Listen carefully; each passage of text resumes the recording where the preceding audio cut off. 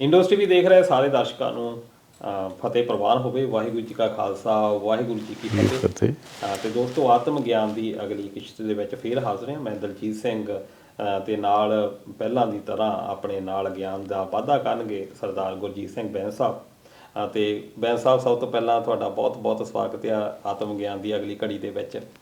ਮੇਰੇ ਵੱਲੋਂ ਵੀ ਜੋ ਦਰਸ਼ਕ ਇੰਡੋਸ TV ਦੇਖ ਰਹੇ ਨੇ, ਸਭ ਨੂੰ ਵਾਹਿਗੁਰੂ ਜੀ ਕਾ ਖਾਲਸਾ, ਵਾਹਿਗੁਰੂ ਜੀ ਕੀ ਫਤਿਹ। ਤੇ ਦੋਸਤੋ, ਇਸ ਪ੍ਰੋਗਰਾਮ ਦੇ ਵਿੱਚ ਕੋਸ਼ਿਸ਼ ਇਹੀ ਆ ਕਿ ਸਰਦਾਰ ਗੁਰਜੀਤ ਸਿੰਘ ਬੈਂਸ ਹੋਣਾ ਤੋਂ ਆਪਾਂ ਜ਼ਿਆਦਾ ਤੋਂ ਜ਼ਿਆਦਾ ਵਿਆਕਰਨ ਜਿਹੜੀਆਂ ਗੱਲਾਂ ਆ ਗੁਰਬਾਣੀ ਦੇ ਸੰਦਰਭ ਦੇ ਵਿੱਚ ਉਹਨਾਂ ਨੂੰ ਅਸੀਂ ਜਾਣੀਏ।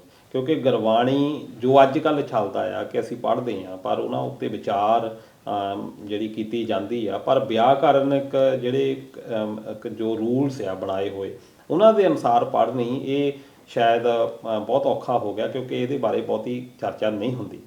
ਪਰ ਆਤਮ ਗਿਆਨ ਪ੍ਰੋਗਰਾਮ ਦੇ ਵਿੱਚ ਇਹ ਸਾਡੀ ਕੋਸ਼ਿਸ਼ ਆ ਕਿ ਅਸੀਂ ਵਿਆਕਰਨਕ ਜਿਹੜੀਆਂ ਚੀਜ਼ਾਂ ਹੈਗੀਆਂ ਗੁਰਬਾਣੀ ਦੇ ਵਿੱਚ, ਤਾਂ ਕਿ ਉਹਨਾਂ ਨੂੰ ਵਧੀਆ ਤਰੀਕੇ ਦੇ ਨਾਲ ਜਾਂ ਹੋਰ ਵੀ ਡੀਪਲੀ ਅਸੀਂ ਜਾਣ ਸਕੀਏ, ਉਹਦੇ ਗੁਰਬਾਣੀ ਨੂੰ ਹੋਰ ਵੀ ਜ਼ਿਆਦਾ ਸਮਝ ਸਕੀਏ। ਇਹ ਉਪਰਾਲਾ ਕਰਨ ਦੀ ਕੋਸ਼ਿਸ਼ ਕਰ ਰਿਹਾ ਸਰਦਾਰ ਗੁਰਜੀਤ ਸਿੰਘ ਬੈਂਸ। ਇਹ ਤੁਹਾਨੂੰ ਭਾਗ ਆ ਸਾਡੇ ਕਿ ਸਾਡੇ ਆਡੀਅੰਸ ਦੇ ਨਾਲ ਜਿਹੜਾ ਰਾਬਤਾ ਉਹ ਹਮੇਸ਼ਾ ਬਣਾਉਂਦੇ ਆ। ਤੇ ਅੱਜ ਦੀ ਜਿਹੜੀ ਚਰਚਾ ਅਸੀਂ ਕਰਨੀ ਆ, ਉਹ ਇੱਕ ਬਹੁਤ ਅਹਿਮ ਵਿਸ਼ਾ ਹੈ ਗੁਰਬਾਣੀ ਦੇ ਵਿੱਚ।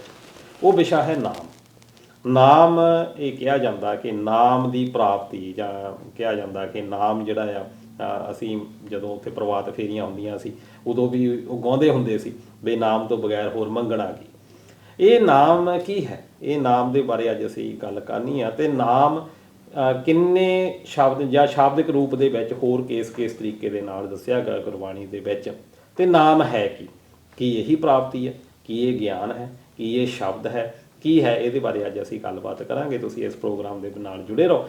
ਤੇ ਸਰਦਾਰ ਸਾਹਿਬ, ਸਭ ਤੋਂ ਪਹਿਲਾਂ ਆਪਾਂ ਇਹ ਤੋਂ ਹੀ ਗੱਲ ਸ਼ੁਰੂ ਕਰਦੇ ਹਾਂ ਕਿ ਨਾਮ ਦਾ ਬਹੁਤ ਵਾਰੀ ਜ਼ਿਕਰ ਆਉਂਦਾ ਜਦੋਂ ਅਸੀਂ ਗੁਰਬਾਣੀ ਵਿੱਚ ਜਾਂ ਗੁਰਦੁਆਰਾ ਸਾਹਿਬ ਦੇ ਵਿੱਚ ਕਥਾਵਾਚਕ ਵੀ ਸੁਣਦੇ ਹਾਂ, ਕਥਾ ਕੋਈ ਸੁਣਦੇ ਹਾਂ ਜਾਂ ਕੀਰਤਨ ਸੁਣਦੇ ਹਾਂ, ਨਾਮ ਦੀ ਗੱਲਬਾਤ ਹੁੰਦੀ ਆ।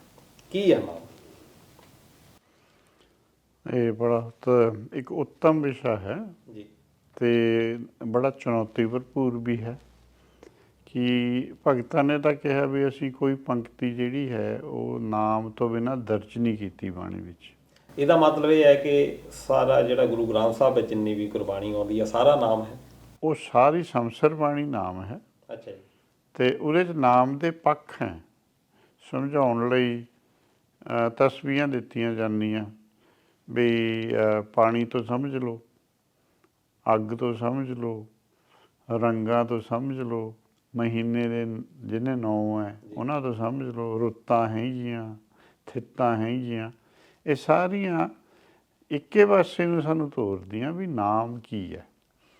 ਤੇ ਹੈ ਬੜੀ ਰਹੱਸਮਈ ਚੀਜ਼ ਹੈ ਇਹ। ਜਦੋਂ ਤੁਸੀਂ ਇਹਨੂੰ ਸਮਝਦੇ ਹੋ ਨਾ, ਇੱਕ ਵਿਸਮਾਦਿਕ ਤੁਹਾਨੂੰ ਅਵਸਥਾ 'ਚ ਲੈ ਜਾਂਦੀ ਹੈ ਇਹਨਾਂ ਚੀਜ਼ਾਂ ਦੀ ਸਮਝ।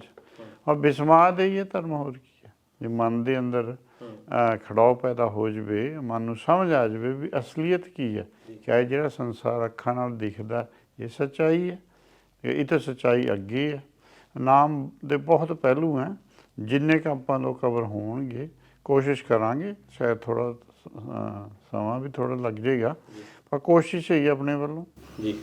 ਤੇ ਜਦੋਂ ਆਪਾਂ ਨਾਮ ਦਾ ਜ਼ਿਕਰ ਕਰਦੇ ਹਾਂ ਤੇ ਕੁਛ ਸੰਪਰਦਾਇ ਦੁਆਰਾ ਵੀ, ਕੁਛ ਡੇਰੇਦਾਰਾਂ ਦੇ ਦੁਆਰਾ ਵੀ ਇਹ ਕਿਹਾ ਜਾਂਦਾ ਕਿ ਨਾਮਦਾਨ ਲੈ ਲਓ, ਜਾਂ ਸਾਡੇ ਜਿਹੜੇ ਬਜ਼ੁਰਗ ਆ ਇਹਨਾਂ ਦੇ ਕੋਲੋਂ ਅਸੀਂ ਸੁਣਦੇ ਰਹੇ ਹਾਂ ਕਿ ਨਾਮਦਾਨ ਜਿਹੜਾ ਆ ਉਹ ਜ਼ਰੂਰ ਲਓ। ਕਿ ਉਹੀ ਨਾਮਦਾਨ ਉਹਦੇ ਵਿੱਚ ਤਾਂ ਕੁਛ ਇਹ ਹੋ ਜਾਂਦਾ ਕਿ ਕੁਛ ਕੁ ਸ਼ਬਦ ਜਿਹੜੇ ਆ ਉਹਨਾਂ ਦਾ ਰੈਪੀਟੇਸ਼ਨ ਤੁਸੀਂ ਕਰਨਾ ਸ਼ੁਰੂ ਕਰ ਦਿੰਦੇ ਹੋ। ਪਰ ਤੁਸੀਂ ਗੱਲ ਕੀਤੀ ਹੈ ਕਿ ਪੂਰਾ ਗੁਰੂ ਗ੍ਰੰਥ ਸਾਹਿਬ ਸਾਰਾ ਨਾਮ ਹੈ, ਫਿਰ ਅਸੀਂ ਕੁਝ ਅੱਖਰਾਂ ਦੇ ਵਿੱਚ ਕਿੱਦਾਂ ਸਮੇਟ ਸਕਦੇ ਹਾਂ, ਜਾਂ ਤੁਹਾਡਾ ਇਹਦੇ ਬਾਰੇ ਕੀ ਵਿਚਾਰ ਹੈ? ਦੇਖੋ, ਗੁਰਬਾਣੀ ਨੂੰ ਪੜ੍ਹਨਾ ਹੋਰ ਹੈ, ਗੁਰਬਾਣੀ ਤੋਂ ਪੜ੍ਹਨਾ ਹੋਰ ਹੈ। ਆਪਣੀ ਕੋਸ਼ਿਸ਼ ਇਹੀ ਰਹਿੰਦੀ ਹੈ ਵੀ ਗੁਰਬਾਣੀ ਤੋਂ ਪੜ੍ਹੀਏ। ਅਤੇ ਜਦੋਂ ਗੁਰਬਾਣੀ ਤੋਂ ਪੜ੍ਹਾਂਗੇ ਤਾਂ ਆਹ ਜਿਹੜੀਆਂ ਤੁਸੀਂ ਗੱਲਾਂ ਕਹੀਆਂ ਇਹ ਵਿੱਚ ਆਪਣੀਆਂ ਆ ਜਾਣੀਆਂ, ਅਤੇ ਵਿੱਚ ਆਪਣੀਆਂ ਇਹ ਗੱਲਾਂ ਕਲੀਅਰ ਵੀ ਹੋਈ ਜਾਣੀਆਂ। ਜਦੋਂ ਆਪਾਂ ਇੱਕ ਵਾਰ ਸ਼ੁਰੂ ਕਰ ਲਿਆ ਇਹ ਵੀ ਨਾਮ, ਆਪਾਂ ਪਹਿਲੀ ਗੱਲ ਇਹ ਕਰਦੇ ਹਾਂ ਵੀ ਨੌਲੇਜ ਅਬਾਊਟ ਆਪਾਂ ਹੁਣ ਤੱਕ ਕੀ ਕੀਤਾ। ਪਹਿਲਾਂ ਆਪਾਂ ਸ਼ੁਰੂ ਕੀਤਾ ਸੀ ਵੀ ਆਤਮ ਹੁੰਦਾ, ਤੇ ਆਤਮ ਤੇ ਪਰਮਾਤਮਾ। ਹਾਂ, ਇਹ ਤਿੰਨਾਂ ਦਾ ਗਿਆਨ ਵੀ ਨਾਮ ਹੈ, ਤਿੰਨਾਂ ਦੇ ਬਾਰੇ ਸੋਝੀ ਦਿੰਦਾ। ਤੇ ਇਹ ਜਦੋਂ ਸੋਝੀ ਮਿਲਦੀ ਹੈ ਤਾਂ ਸਾਨੂੰ ਪਤਾ ਲੱਗ ਜਾਂਦਾ ਵੀ ਅਸੀਂ ਕਿਹੜੀ ਅਵਸਥਾ 'ਤੇ ਖੜੇ ਹਾਂ ਤੇ ਫਿਰ ਅੱਗੇ ਨੂੰ ਕਿਵੇਂ ਤੁਰਨਾ। ਯਾਨੀ ਕਿ ਨਾਮ ਨੂੰ ਆਪਾਂ ਕਹਿ ਸਕਦੇ ਹਾਂ ਕਿ ਇਹ ਗਿਆਨ ਹੈ। ਇਹ ਗਿਆਨ ਦਾ ਸਰੋਤ ਹੈ ਤੇ ਇਹਦੇ ਨਾਲ ਅਸੀਂ ਗਿਆਨੀ ਬਣ ਜਾਂਦੇ ਹਾਂ। ਦੇਖੋ, ਗਿਆਨ ਜਿਹੜਾ ਹੁੰਦਾ ਨਾ, ਗਿਆਨ ਇੱਕ ਚੇਤਨ ਵਸਤੂ ਨਹੀਂ ਹੁੰਦੀ, ਗਿਆਨ ਤਾਂ ਅੱਖਰਾਂ 'ਚ ਲਿਖਿਆ ਹੁੰਦਾ। ਤੇ ਉਹ ਆਪਾਂ ਜਿਵੇਂ ਟੈਲੀਗ੍ਰਾਮ ਦਾ ਮੈਸੇਜ ਹੁੰਦਾ, ਹੁਣ ਉਹ ਤਾਂ ਕੰਟੀਨਿਊਸ ਲਿਖਿਆ ਹੁੰਦਾ, ਉਹਦੇ 'ਚ ਅੱਗੇ ਪਿੱਛੇ ਆਪਾਂ ਲਿਖ ਲਈਏ ਤਾਂ ਉਹ ਮੈਸੇਜ ਹੋਰ ਹੋ ਜਾਂਦਾ। ਤੇ ਪਰ ਕਿਉਂਕਿ ਇੰਨੀ ਜਗ੍ਹਾ ਲਿਖਿਆ ਹੋਇਆ, ਤੁਸੀਂ ਇੱਕ ਜਗ੍ਹਾ ਗਲਤ ਅਰਥ ਕਰ ਜਾਓਗੇ, 2 ਜਗ੍ਹਾ ਕਰ ਜਾਓਗੇ, 100 ਜਗ੍ਹਾ ਵੀ ਕਰ ਜਾਓਗੇ, ਪਰ ਇੱਕ ਤੁਹਾਨੂੰ ਪੰਕਤੀ ਇਹੋ ਜਿਹੀ ਆਏਗੀ, ਉਹ ਤੁਹਾਡੀਆਂ 100 ਦੀਆਂ 100 ਜਿਹੜੀਆਂ ਪਿਛਲੀਆਂ ਤੁਸੀਂ ਮਨੌਤਾਂ ਮੰਨੀਆਂ ਉਹਨਾਂ ਦਾ ਖੰਡਨ ਕਰ ਦੇਗੀ। ਫਿਰ ਤੁਸੀਂ ਉਹਨੂੰ ਦੁਬਾਰਾ ਫਿਰ ਸੋਚੋ। ਇਹੀ ਖੋਜ ਹੁੰਦੀ ਹੈ। ਬਹੁਤ ਵਾਰ ਟਨਲ ਬਣਾਉਂਦੇ ਆ 2 ਪਾਸਿਓਂ। ਇੰਗਲੈਂਡ ਵਾਲੇ ਨੇ ਆਪਣੇ ਪਾਸਿਓਂ ਸ਼ੁਰੂ ਕੀਤੀ, ਫਰਾਂਸ ਵਾਲੇ ਨੇ ਆਪਣੇ ਪਾਸਿਓਂ ਸ਼ੁਰੂ ਕੀਤੀ ਸੀ। ਤੇ ਉਹ ਜਦ ਲੇਜ਼ਰ ਮਾਰੀ ਵਿੱਚ, ਉਹਨਾਂ ਦਾ ਫਰਕ ਸੀ, ਫਿਰ ਉਹਨੇ ਦੁਬਾਰਾ ਕਰ ਲਈ। ਇਹ ਇਸ ਤਰ੍ਹਾਂ ਹੀ ਹੈ ਕਿ ਲਾਈ ਜੋ ਮੰਨੀ ਜੋ ਸਮਝੀ ਜੋ। ਤੁਸੀਂ ਤੁਰਨਾ, ਜਦੋਂ ਕੀੜੀ ਤੁਰਦੀ ਹੈ ਉਹਨੂੰ ਨਹੀਂ ਪਤਾ ਹੁੰਦਾ ਕਿੱਥੇ ਹੈ। ਖਾਸ ਕਰ ਅਸੀਂ ਨਦੀ ਦਾ ਐਗਜ਼ਾਮਪਲ ਦਿੰਦੇ ਹਾਂ। ਨਦੀ ਨੂੰ ਨਹੀਂ ਪਤਾ ਸਮੁੰਦਰ ਕਿੱਥੇ ਹੈ, ਪਰ ਇੱਕ ਗੱਲ ਦਾ ਪਤਾ ਵੀ ਸਮੁੰਦਰ ਸਭ ਤੋਂ ਨੀਵੇਂ ਥਾਂ ਹੈ। ਤੇ ਜੇ ਉਹਦਾ ਅਗਲਾ ਸਟੈਪ ਪਹਿਲੇ ਨਾਲੋਂ ਨੀਵਾਂ ਹੋਊਗਾ, ਕਿਸੇ ਦਿਨ ਸਮੁੰਦਰ ਸਮਾ ਜੂਗੀ। ਇਹੀ ਕੰਮ ਸਾਡਾ, ਮਨ ਨੂੰ ਹੌਲੀ ਹੌਲੀ ਹੌਲੀ ਕਰਕੇ ਨੀਵਾਂ ਕਰਨਾ। ਇੱਕ ਦਿਨ ਇਹੋ ਜਿਹਾ ਆਊਗਾ, ਇਹ ਜਿਹੜਾ ਤੁਹਾਡੀ ਆਤਮਾ ਹੈ, ਇਹ ਆਤਮ ਦੇ ਵਿੱਚ ਲੀਨ ਹੋ ਜੂਗੀ। ਇਹ ਆਪਣੀ ਹੋਂਦ ਜਿਹੜੀ ਹੈ ਹੁੰਦੇ ਹੋਏ ਵੀ ਭੁੱਲ ਜਾਏਗਾ। ਜਿਵੇਂ ਸੂਰਜ ਚੜ੍ਹਦਾ, ਚੰਦ ਤਾਰੇ ਤਾਂ ਆਕਾਸ਼ 'ਚ ਰਹਿੰਦੇ ਆ, ਪਰ ਉਹਨਾਂ ਦੀ ਹੋਂਦ ਨਹੀਂ ਦਿਖਦੀ, ਹੁੰਦੇ ਹੋਏ ਵੀ ਅਣਹੋਂਦ ਹੋ ਜਾਂਦੀ ਹੈ।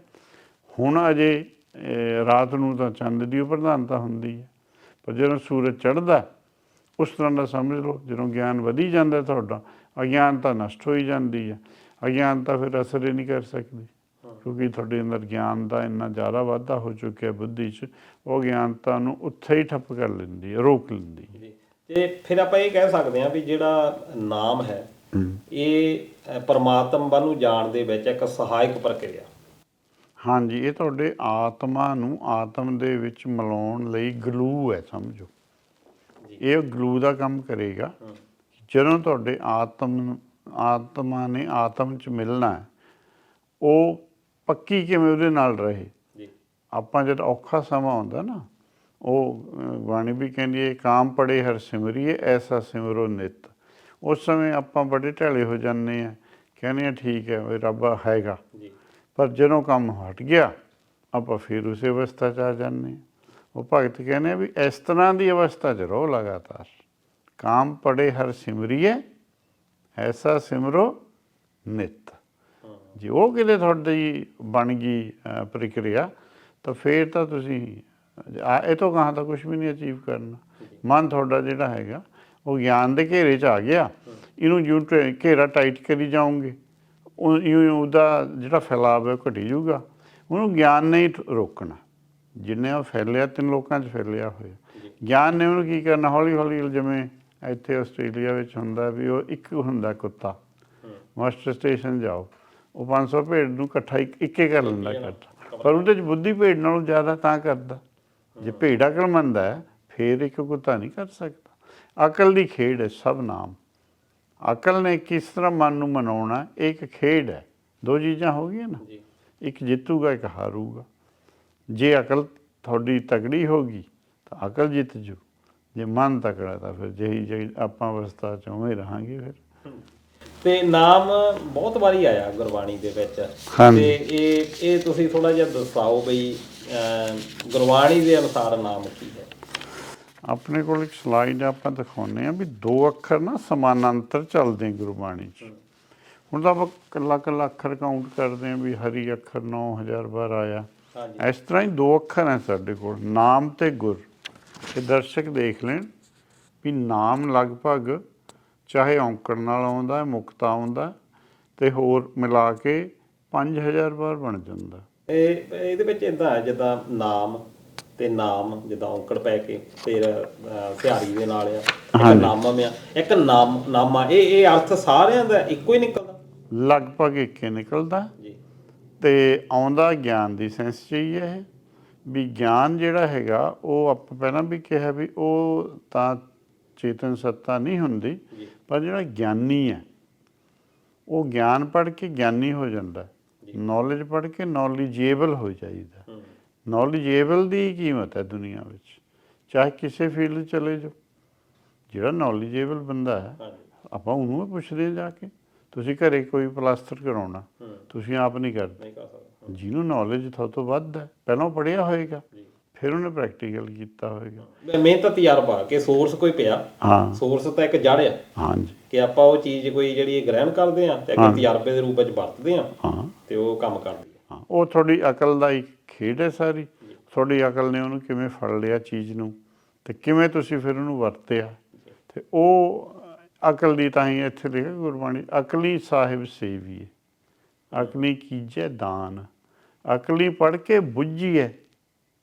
ਇਹ ਬੁੱਝਣਾ ਹੈ ਪੜ੍ਹ ਕੇ। ਅਕਲੀ ਪਾਈਏ ਮਾਨ, ਹੁਣ ਮਾਨ ਅੱਖਰ ਨੂੰ ਉਲਟਾ ਦਿਓ ਤਾਂ ਨਾਮ ਬਣ ਜਾਂਦਾ ਜੀ। ਇਹ ਸਮਾਨਾਂਤਰ ਹੋ ਗਏ ਨਾ, ਨੰਨੇ ਨੂੰ ਕਰਨਾ ਨਾਮ, ਮੰਮੇ ਨੂੰ ਕਰਨਾ ਮਾਨ। ਤਾਂ ਹੀ ਉਹ ਕਹਿੰਦੇ ਵੀ ਅਕਲੀ ਪੜ੍ਹ ਕੇ ਬੁੱਝੀਏ ਤਾਂ ਫਿਰ ਮਾਣ ਤੁਹਾਨੂੰ ਪ੍ਰਾਪਤ ਹੁੰਦਾ। ਦੁਨੀਆ ਵਿੱਚ ਵੀ ਅਕਲਮੰਦ ਨੂੰ ਆਪਾਂ ਸਮਝਦੇ ਹਾਂ ਵੀ ਇਹ ਤੋਂ ਸਲਾਹ ਲਓ। ਪਿੰਡਾਂ 'ਚ ਆਪਣੇ ਹੁੰਦਾ ਸੀ ਵੀ ਉਹਨਾਂ ਕੋਲੋਂ ਜਾਓ, ਕੋਈ ਔਖਾ ਹੋ ਗਿਆ, ਸਮਾਂ ਆ ਗਿਆ, ਸਿਆਣਿਆਂ ਕੋਲ ਜਾਂਦੇ ਸੀ। ਸਿਆਣਾ ਜਿਹੜਾ ਉਹਦੇ ਕੋਲ ਗੁਰ ਹੁੰਦਾ, ਉਹ ਤੁਹਾਨੂੰ ਗੁਰ ਦੇ ਦਿੰਦਾ। ਤੁਹਾਡਾ ਜਿਹੜਾ ਉਸ ਸਮੇਂ ਉਹ ਤੁਸੀਂ ਕਿਤੇ ਅਟਕੇ ਹੋਏ ਹੋ, ਉਹਦੇ ਕੋਲ ਤੁਹਾਡੇ ਕੋਲੋਂ ਅਕਲ ਵੱਧ ਹੈ, ਤਜਰਬਾ ਵੱਧ ਹੈ। ਉਹਨੂੰ ਅਸੀਂ ਵਾਈਜ਼ ਮੈਨ ਕਹਿੰਦੇ ਹਾਂ, ਉਹਨੂੰ ਆਪਾਂ ਗੁਰ ਕਹਿੰਦੇ ਹਾਂ, ਉਹਨੂੰ ਆਪਾਂ ਸਿਆਣਾ ਵੀ ਕਹਿੰਦੇ ਹਾਂ। ਸਿਆਣਾ ਕਹਿੰਦੇ ਹਾਂਜੀ। ਤੇ ਇੱਥੇ ਦੋ ਸ਼ਬਦ ਨੇ, ਜਿੱਦਾਂ ਗੁਰ ਇੱਕ ਤੁਸੀਂ ਕਿਹਾ ਸਿਆਣਾ, ਇੱਕ ਹੁੰਦਾ ਗੁਰ। ਗੁਰ ਦਾ ਮਤਲਬ ਗੁਣ ਵੀ ਕਹਿ ਦਿੰਦੇ ਆਪਾਂ। ਹਾਂਜੀ। ਤੇ ਇਦਾਂ ਹੀ ਨਾਮ ਦੇ ਵਿੱਚ ਵੀ ਹੈਗਾ ਆ।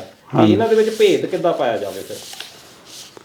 ਇਹ ਆਪਸ 'ਚ ਓਤ ਪੋਤ ਹੀ ਹੈ, ਪੈਰਲਲ ਹੀ ਚੱਲਦੇ ਆ ਵੈਸੇ।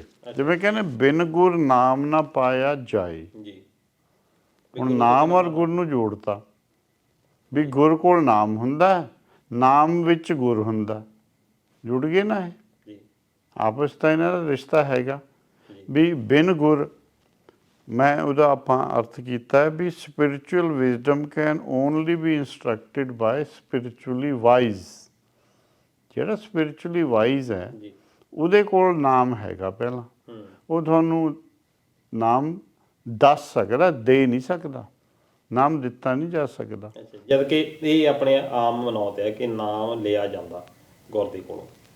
ਨਹੀਂ, ਇਹ ਆਪਾਂ ਸਿੰਪਲ ਕਹਿੰਦੇ, ਜਿਵੇਂ ਤੁਹਾਡੇ ਕੋਲ $100 ਹੈ, ਮੈਂ ਕਹਿੰਦਾ ਵੀ ਦਲਜੀਤ ਸਿੰਘ ਅੱਜ ਮੈਨੂੰ ਲੋੜ ਹੈ, ਮੈਨੂੰ $100 ਦੇਈਂ, ਤੁਸੀਂ ਕੱਢ ਕੇ ਮੈਨੂੰ $100 ਦੇ ਦੋਗੇ। ਅਤੇ ਜੇ ਤੁਸੀਂ ਮੈਨੂੰ ਕਹਿੰਦੇ ਹੋ ਵੀ ਮੈਂ ਜੀ ਨਾਮ ਲੈ ਕੇ ਆਇਆ, ਮੈਂ ਕਹੂੰਗਾ ਫਿਰ ਮੈਨੂੰ ਵੀ ਦੇ ਦਿਓ। ਤੁਸੀਂ ਕੀ ਕਹੋਗੇ? ਵੀ ਮੈਂ ਦੱਸ ਸਕਦਾ ਨਾਮ ਬਾਰੇ ਜੋ ਮੈਨੂੰ ਉਹਨਾਂ ਨੇ ਦੱਸਿਆ। ਤਾਂ ਆਪਾਂ ਆਪੇ ਆਪਣੀ ਗੱਲ 'ਚ ਕਲੀਅਰ ਹੋ ਗਏ ਵੀ ਇਹ ਦੱਸਣ ਦਾ ਔਰ ਸਮਝਣ ਦਾ ਵਿਸ਼ਾ ਤਾਂ ਹੈ, ਦੇਣ ਲੈਣ ਦਾ ਇਹਦੇ 'ਚ ਇਹੋ ਜਿਹਾ ਕੌਨਕਰੀਟ ਕੰਮ ਨਹੀਂ ਹੈ। ਇਹ ਤਾਂ ਐਬਸਟਰੈਕਟ ਚੀਜ਼ਾਂ, ਇਹ ਕਿਉਂ ਲੈ ਦੇ ਕਿਵੇਂ ਲਊਗਾ? ਜੋ ਤੁਸੀਂ ਸਿੱਖਿਆ ਉਦੋਂ ਤੁਸੀਂ ਹੋ ਸਕਦਾ 20% ਰਿਟੇਨ ਕੀਤਾ ਹੋਵੇ, ਮੈਂ ਉਹਦੇ 'ਚੋਂ 5% ਕੀਤਾ ਹੋਵੇ, ਤਾਂ 100% ਤੋਂ ਗੱਲ ਤਾਂ 5 'ਤੇ ਆ ਗਈ। 100 ਤੁਸੀਂ ਮੈਨੂੰ ਫੜਾਇਆ, ਮੇਰੇ ਕੋਲ ਤਾਂ ਸਿੱਧਾ ਹੀ 100 ਆ ਗਿਆ ਜੇ ਆਪਾਂ ਇਹਨੂੰ ਕੌਨਕਰੀਟ 'ਚ ਲਈਏ। ਇਹ ਐਬਸਟਰੈਕਟ ਚੀਜ਼ ਹੈ, ਔਰ ਜਿੰਨਾ ਤੁਸੀਂ ਸਮਝੋਗੇ ਇਹਨੂੰ, ਦੂਸਰੇ ਤੋਂ ਸਮਝ ਘਟਦੀ ਹੈ, ਪਰ ਜੇ ਖੋਜੋਗੇ ਉਹ ਵੱਧ ਜਾਂਦੀ ਹੈ। ਯਾਨੀ ਪਦਾਰਥ ਜਿਹੜੇ ਚੀਜ਼ਾਂ ਨੇ ਉਹਨਾਂ ਨੂੰ ਆਪਾਂ ਇੱਕ ਸਹਾਇਕ ਦੇ ਤੌਰ 'ਤੇ ਵਰਤਣਾ, ਅਸਲੀ ਚੀਜ਼ ਜਿਹੜੀ ਉਹ ਭਾਵ ਹੈ। ਉਹ ਭਾਵ ਹੈ, ਹਾਂਜੀ। ਅਤੇ ਭਾਵ ਜਿਹੜੇ ਆ ਉਹ ਇੱਕ ਆਪਾਂ ਲਵਾਂਗੇ ਐਗਜ਼ਾਮਪਲ ਇਹਦੇ 'ਚੋਂ ਵੀ ਇੱਕ ਸਿੰਪਲ ਜਿਹਾ ਆਪਾਂ ਸ਼ਬਦ ਲਵਾਂਗੇ। ਰੋਜ਼ ਸਾਰੇ ਸਿੱਖ ਜਿੰਨੇ ਵੀ ਹੈ, ਚਾਹੇ ਸਿੰਧੀ ਨੇ, ਜਪ ਬਾਣੀ ਪੜ੍ਹਦੇ ਨੇ। ਜਪਜੀ ਸਾਹਿਬ, ਹਾਂ, ਉਹਦਾ ਅਸੀਂ ਕਾਮਨ ਉਹ ਰੱਖ ਲਿਆ, ਪਰ ਉਹਦਾ ਨਾਂ ਜਿਹੜਾ ਟਾਈਟਲ ਹੈ ਉਹ ਜਪ ਹੈ। ਜਪ ਥੱਲੇ ਔਂਕੜ ਲੱਗਿਆ, ਉਹ ਖਾਸ ਕਿਸਮ ਦਾ ਜਪ ਹੈ। ਕਿਹਨੇ ਕਿਹਦਾ ਜਪ ਕਰਨਾ? ਆਤਮਾ ਨੇ ਆਤਮ ਦਾ ਜਪ ਕਰਨਾ।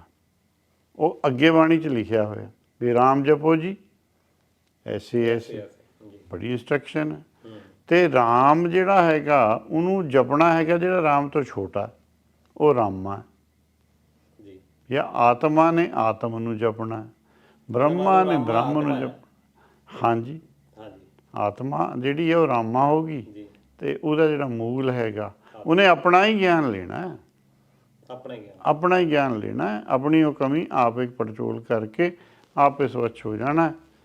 ਹੋਰ ਉਹ ਕੋਈ ਤਰੀਕਾ ਨਹੀਂ ਹੈ। ਮੈਂ ਤੁਹਾਨੂੰ ਦੱਸ ਸਕਦਾ, ਸਮਝਾ ਸਕਦਾ, ਜੀ ਮੰਨਣ ਤੇ ਗੱਲ ਖੜੀ ਹੈ। ਜੇ ਤੁਸੀਂ ਮੰਨਦੇ ਹੀ ਨਹੀਂ ਹੋ ਤਾਂ ਕੀ ਹੋ ਜਾਏਗਾ ਫਿਰ? ਜਿੰਨਾ ਤੁਸੀਂ ਗੁਰੂ ਨਾਨਕ ਸਾਹਿਬ ਇੱਥੇ ਆ ਜਾਣ ਆਪਣੇ ਮੂਹਰੇ, ਉਹ ਇਹੀ ਕਹਿਣਗੇ ਭਾਈ ਸੱਚ ਬੋਲੀ ਦਾ, ਸਾਡਾ ਜੀਅ ਨਹੀਂ ਕਰਦਾ ਸੱਚ ਬੋਲਣ ਨੂੰ। ਉਹ ਗਾਹਾਂ ਹੀ ਤੋਂ ਗਾਹਾਂ ਕੀ ਸਮਝਾ ਦੇਣਗੇ ਤੁਹਾਨੂੰ? ਜੇ ਉਹ ਵੀ ਆ ਜਾਣ ਆਪਣੇ ਕੋਲ ਇੱਥੇ, ਆਹੀ ਕਹਿਣਗੇ, ਉਪਦੇਸ਼ ਹੀ ਦੇਣਗੇ। ਬਿਲਕੁਲ। ਉਪਦੇਸ਼ ਤੁਸੀਂ ਲਿਖਿਆ ਹੋਇਆ ਬਾਣੀ 'ਚ, ਉਹਨੂੰ ਸਮਝ ਲਓ। ਨਹੀਂ ਸਮਝ ਆਉਂਦੀ, ਕਿਸੇ ਤਜਰਬੇਕਾਰ ਨੂੰ ਪੁੱਛ ਲਓ ਵੀ ਭਾਈ ਆ ਮੈਨੂੰ ਗੱਲ ਨਹੀਂ ਸਮਝ ਆਉਂਦੀ। ਹੁਣ ਉਹ ਦੂਸਰੀ ਜਗ੍ਹਾ ਕਹਿੰਦੇ ਆ, ਜਿਨ੍ਹਾਂ ਨੇ ਪੜ੍ਹੀ ਆ ਉਹ ਦੱਸ ਰਹੇ ਆ। ਹੁਣ ਜਿਹੜੇ ਸਾਡੇ ਮਹੱਲਾ ਚੌਥਾ ਨੇ ਉਹ ਸੋਢੀ ਨੇ, ਜੀ ਗੁਰਬਾਣੀ 'ਚ ਵੀ ਲਿਖਿਆ, ਸੋਢੀ ਸ੍ਰਿਸ਼ਟ ਸਕਲ ਤਾਰਨ ਕੋ ਅਬ ਗੁਰ ਰਾਮਦਾਸ ਕੋ ਮਿਲੀ ਵਡਾਈ। ਹੁਣ ਉਹਨਾਂ ਨੂੰ ਮਿਲੀ ਹੈ। ਹੁਣ ਸੋਢੀ ਸ਼ਬਦ ਨਿਰਾਕਾਰੀ ਹੈ, ਅਸੀਂ ਇਹ ਸਰੀਰ ਨਾਲ ਜੁੜੀ ਜਾਂਦੇ ਹਾਂ। ਸਰੀਰ ਨਾਲ ਘੱਟ ਜੋੜੋ, ਬਾਣੀ ਜੋ ਹੈਗੀ ਹੈ ਉਹਨੇ ਤੁਹਾਡੀ। ਸੋਢੀ ਤੋਂ ਕੀ ਅਰਥ ਲੈਂਦੇ ਹੋ? ਸੋਢੀ ਹੁੰਦਾ ਜਿਨ੍ਹਾਂ ਕੋਲ ਸੋਧੀ ਹੋਈ ਮੱਤ ਹੋਵੇ।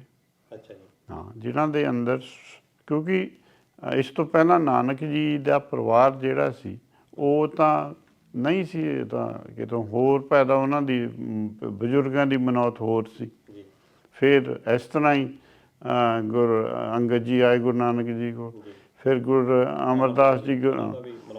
ਹਾਂ, ਇਹਨਾਂ ਨੂੰ ਬੇਦੀ ਲਿਖਿਆ। ਬੇਦੀ ਉਹ ਕੁਲ ਨਹੀਂ ਹੈ ਵੀ ਜਿਵੇਂ ਬਿਸ਼ਨ ਸਿੰਘ ਬੇਦੀ, ਹੁਣ ਉਹਨੇ ਤਾਂ ਕਦੇ ਵੇਦ ਦੇਖਿਆ ਵੀ ਨਹੀਂ ਹੋਣਾ, ਉਹਦਾ ਚਲੋ ਕ੍ਰਿਕਟ ਖੇਡਦੇ ਸੀ। ਇਸ ਤਰ੍ਹਾਂ ਹੀ ਆਪਾਂ ਬੇਦੀ ਦਾ ਮਤਲਬ ਜਿਨ੍ਹਾਂ ਨੇ ਵੇਦ ਦਾ ਗਿਆਨ ਲੈ ਲਿਆ। ਗੁਰਬਾਣੀ ਕਹਿੰਦੀ ਵੇਦ ਵਿੱਚ ਰਾਮ ਵੀ ਹੁੰਦਾ, ਅੱਲਾ ਵੀ ਹੁੰਦਾ। ਜੇ ਅੱਲਾ ਰਾਮ ਨਹੀਂ ਹੈ, ਉਹ ਵੇਦ ਨਹੀਂ ਹੈ, ਤਾਂ ਫਿਰ ਹੁਣ ਵੇਦ ਕਿੰਨੇ ਕੁ ਰਹਿ ਗਏ? ਜਿਹੜੇ ਕਲੇਮ ਕਰਦੇ ਆ ਵੀ ਸਾਡੇ ਕੋਲ ਵੇਦ ਹੈ, ਸਾਡੇ ਕੋਲ ਪਰਮੇਸ਼ਰ ਦੀ ਮੱਤ ਹੈ, ਉਹਦੇ ਦੋਹੇ ਅੱਖਰ ਚਾਹੀਦੇ। ਕੰਡੀਸ਼ਨ ਹੈ ਹਿੰਦੂ ਤੁਰਕ ਦੋਹੂ ਸਮਝਾਊਂ, ਤਾਂ ਇੱਥੇ ਮਤਲਬ ਵੇਦ ਤਾਂ ਉਹ ਰਚਨਾ ਹੈ ਜਿਹਦੇ ਵਿੱਚ ਹਿੰਦੂ ਨੂੰ ਵੀ ਉਨਾ ਹੀ ਗਿਆਨ ਮਿਲੇ, ਤੁਰਕ ਨੂੰ ਵੀ ਉਨਾ ਹੀ ਗਿਆਨ ਮਿਲੇ। ਹੁਣ ਇਹ ਆਪਸ ਤਾਂ ਇੱਕ ਦੂਸਰੇ ਨਾਲ ਖਹਿਬਾਜੀ ਹੈ, ਆਪਾਂ ਨੂੰ ਪਤਾ ਹੀ ਹੈ। ਹੁਣ ਜੋ ਕਿਤੇ ਵੀ ਹੋ ਰਿਹਾ ਆਪਾਂ ਜਾਣਦੇ ਹਾਂ। ਗੁਰਬਾਣੀ ਜੋੜਦੀ ਹੈ ਸਾਰਿਆਂ ਨੂੰ। ਉਹ ਕਹਿੰਦੇ, ਕਬੀਰ ਜੀ ਕਹਿੰਦੇ ਦੋਹਾਂ ਨੂੰ ਸਮਝਾ ਦਿੰਦਾ, ਆ ਜਾਓ, ਕਿਉਂਕਿ ਤੁਹਾਡਾ ਆਤਮ ਤਾਂ ਇੱਕ ਹੀ ਹੈ। ਹਾਂ, ਤੁਸੀਂ ਅੱਲਾ ਕਹਿੰਦੇ ਹੋ, ਉਹ ਰਾਮ ਕਹਿੰਦੇ ਆ, ਉਹਦੇ 'ਚ ਕੀ ਅੰਤਰ ਹੈ? ਹਸਤੀ ਤਾਂ ਉਹੀ ਹੈ, ਉਹਦੀ ਸੰਗਿਆ ਅਲੱਗ ਹੈ। ਅਸੀਂ ਸੰਗਿਆ ਨੂੰ ਲੈ ਕੇ ਲੜਦੇ ਹਾਂ, ਅਸੀਂ ਭਾਵ ਪਿੱਛੇ ਨਹੀਂ ਜਾਂਦੇ। ਜਿਵੇਂ ਤੁਸੀਂ ਕਿਹਾ, ਭਾਵ ਦੇ ਪਿੱਛੇ ਜਾਓ, ਉਹ ਤੁਹਾਡਾ ਪਾਰ ਉਤਾਰਾ ਕਰੂ। ਹੁਣ ਉਹ ਕਹਿੰਦੇ ਜਨ ਨਾਨਕ ਬੋਲੇ, ਇੱਕ ਅੱਖਰ ਸਮਝਣ ਵਾਲਾ। ਜਨ ਜਿਹੜੇ ਹੈ ਉਹ ਹੁੰਦੇ ਆ ਜਿਨ੍ਹਾਂ ਨੇ ਅਸਲ ਵਿੱਚ ਜਨੇਊ ਪਾਇਆ ਹੁੰਦਾ। ਅੱਛਾ ਜੀ। ਨਾਨਕ ਜੀ ਨੇ ਕਿਉਂ ਜਨੇਊ ਤੋਂ ਇਨਕਾਰ ਕੀਤਾ? ਕਿਉਂਕਿ ਪੰਡਿਤ ਨੇ ਉਹ ਜਨੇਊ ਨਹੀਂ ਪਾਇਆ ਜਿਹੜਾ ਭਗਤ ਮੰਗਦੇ ਆ।